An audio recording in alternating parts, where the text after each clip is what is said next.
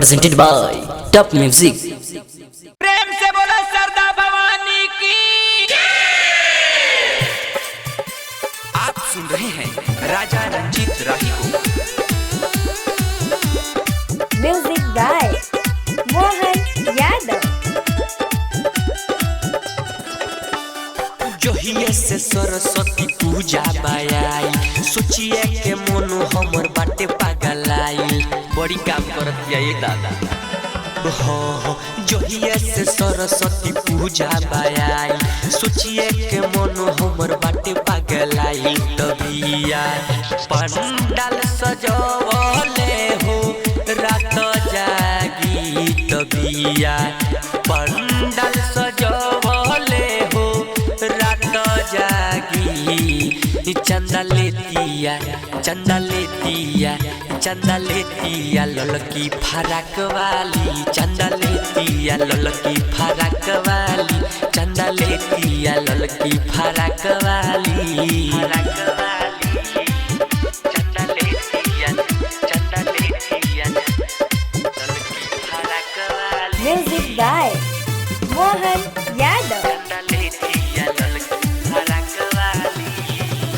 माई सरस्वती के ध्यान लगा दिले बड़ी श्रद्धा से माई के आसन सजावेले माई सरस्वती के ध्यान लगा दिले बड़ी श्रद्धा से माई के आसन सजावेले तबिया सुघर सुनर लंबा नकवाली की बिया सुघर सुनर लंबा नकवाली चंदा लेतिया चंदा लेतिया चंदा लेतिया ललकी फराक वाली चंदा लेतिया ललकी फराक वाली चंदा लेतिया ललकी फराक वाली।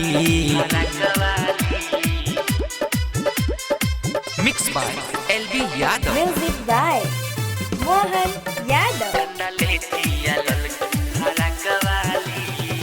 रंजीत राही के गहना बजावेले राइटर रूप सके सॉन्ग में झुमावेले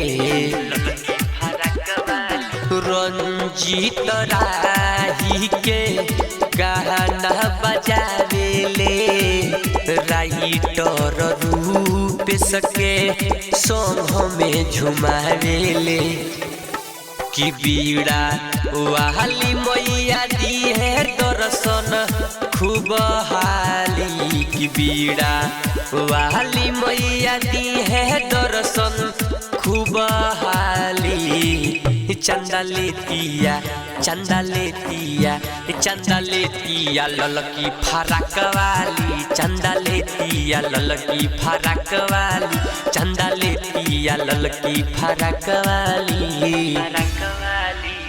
IDs music recording studio Balthar चौक।